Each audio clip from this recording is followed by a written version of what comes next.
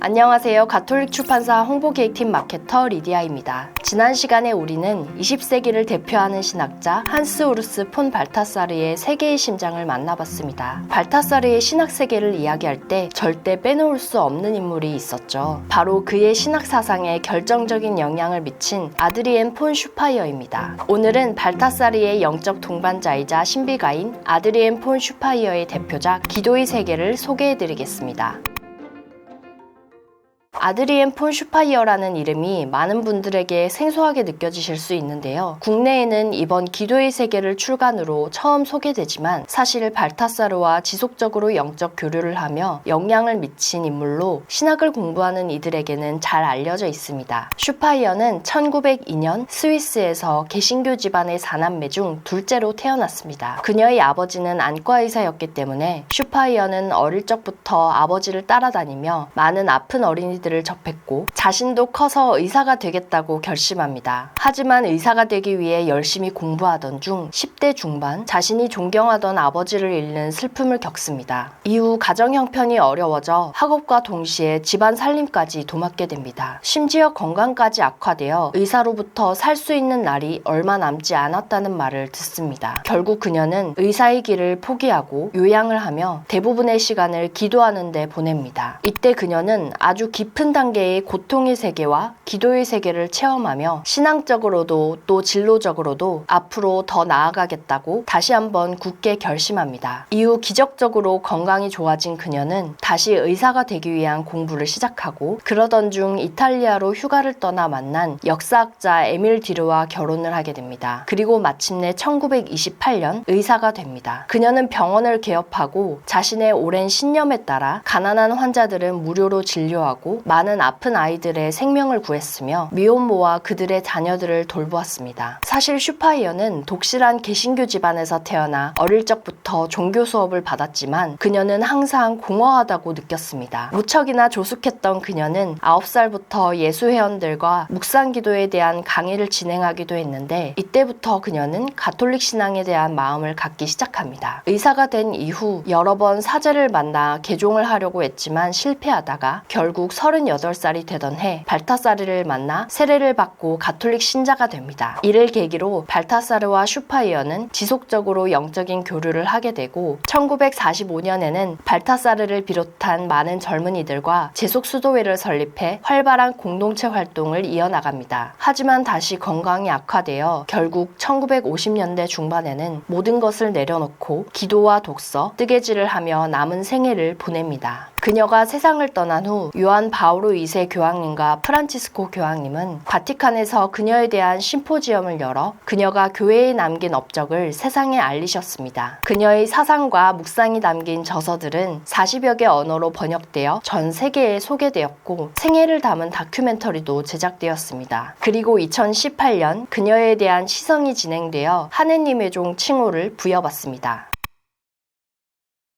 앞서 말씀드린 것처럼 발타사르와 슈파이어는 서로 신학적으로 영향을 주고받으며 영적 동반자의 관계를 맺었습니다. 슈파이어의 영성과 신비적 체험은 발타사르가 계시신학을 이해하는 데 영향을 미쳤고 발타사르는 그녀를 통해 교회의 역할을 성찰했습니다. 그리고 이는 곧 새로운 공동체를 설립하는 계기가 되기도 합니다. 슈파이어 또한 발타사르와 인연을 맺으면서 그녀의 기도와 관상활동에 영향을 받습니다. 그녀는 자신의 신비 체험을 발타사르에게만 알렸고 그는 이를 기록하고 정리했습니다. 요한복음 주에서와 성경 주석 등 많은 작품들을 발타사르와 공동으로 작업했고 발타사르가 설립한 요하네스 출판사를 통해 출간되었습니다. 발타사르를 비롯해 로마노 가르디니, 앙리 드 리바카 같은 그녀와 신학적으로 교류한 신학자들은 슈파이어가 신학을 전공하지 않았음에도 불구하고 완벽한 신학적 체계를 가지고 있다고 높이 평가했습니다.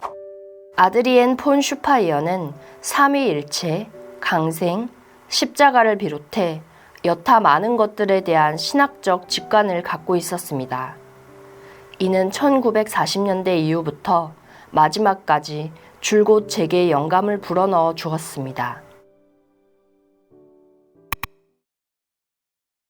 기도는 우리 그리스도인의 신앙생활에 있어 절대 빼놓을 수 없는 핵심입니다. 기도의 세계는 슈파이어의 깊은 체험과 영성, 신학적 지식을 토대로 기도의 본질과 원천, 기도하는 방법과 종류, 기도의 효과 등 그 전반을 심도 있게 설명합니다. 이 책은 크게 1에서 2장, 3에서 7장, 마지막 장 세 부분으로 나누어 볼 수 있습니다. 기도의 본질과 원천을 설명하는 1, 2장은 이 책의 핵심이라 할 수 있습니다. 슈파이어는 기도는 하느님과의 영적인 교류라 말하며 이를 설명하기 위해 주님의 기도를 예로 들어 설명합니다. 또한 기도의 힘과 중요성, 믿음의 중요성을 바탕으로 영적인 삶을 추구할 것을 강조합니다. 1장에서 기도의 본질을 살펴본 후 2장에서는 본격적으로 기도의 원천을 이야기하며 삼위일체를 언급합니다. 슈파이어는 기도는 삼위일체의 신비 안에서 이루어진다고 이야기하며 성부, 성자, 그리고 성령 사이의 관계를 이야기하며 사랑의 본질이 어떻게 형성되고 표현되는지 설명합니다. 2장 후반부에서는 마리아의 기도를 다룹니다. 그녀는 성모님께서 각 순간에 기도하는 모습을 살펴보며 개종자인 자신의 모습을 읽어냅니다.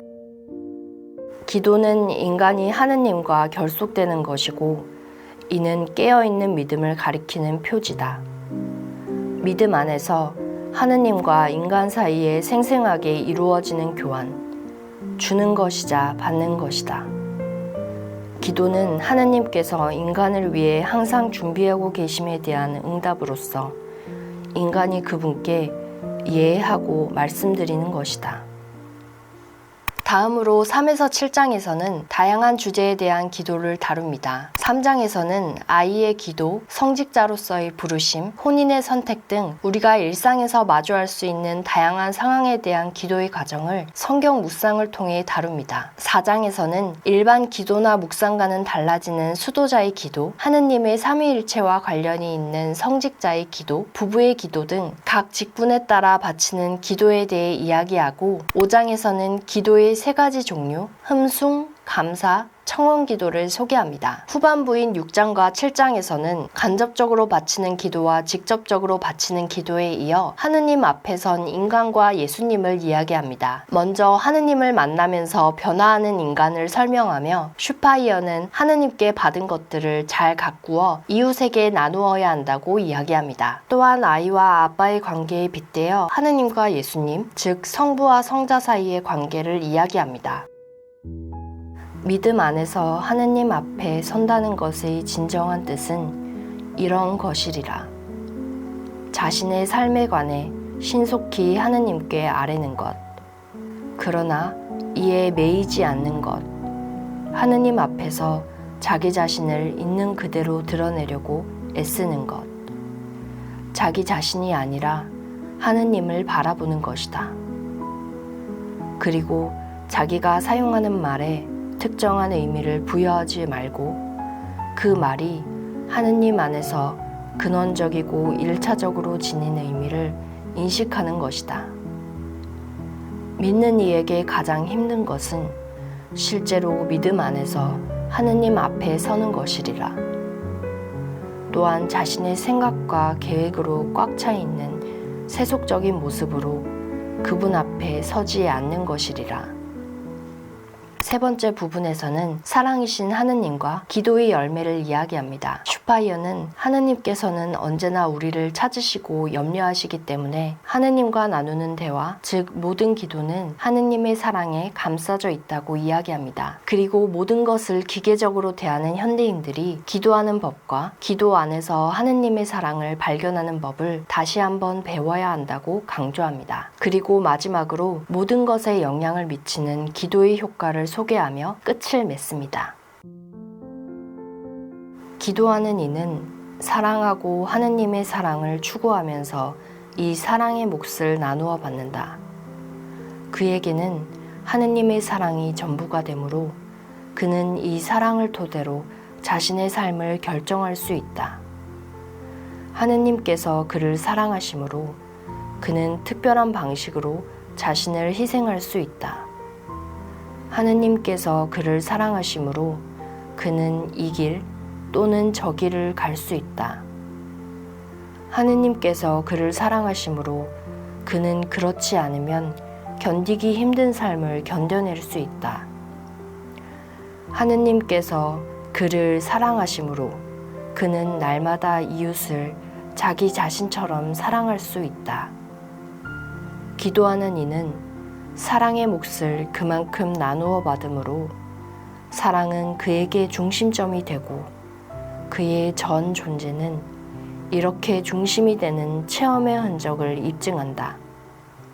오늘은 신비가 아드리엔 폰 슈파이어의 대표작 기도의 세계를 만나봤습니다. 개인적으로 발타사르의 작품을 읽을 때는 신학을 문학적으로 이렇게 아름답게 표현할 수 있다는 점에 감탄하면서 읽었는데 슈파이어의 작품을 읽으면서는 하나의 주제를 이렇게 폭넓은 범위에서 다루면서도 신학적 깊이를 놓치지 않았다는 점에 감탄하며 읽게 되었습니다. 무엇보다도 이러한 고찰을 어렵지 않은 표현과 비유를 통해 설명한다는 점에서 신학의 세계에 입문하고자 하는 분들에게 적극 추천해드리고 싶습니다. 다가오는 이번 가을에는 훌륭한 신학서로 사색의 시간에 잠겨보는 건 어떨까요? 저는 다음 시간에 또 다른 좋은 책으로 찾아오겠습니다. 지금까지 리디아였습니다. 감사합니다.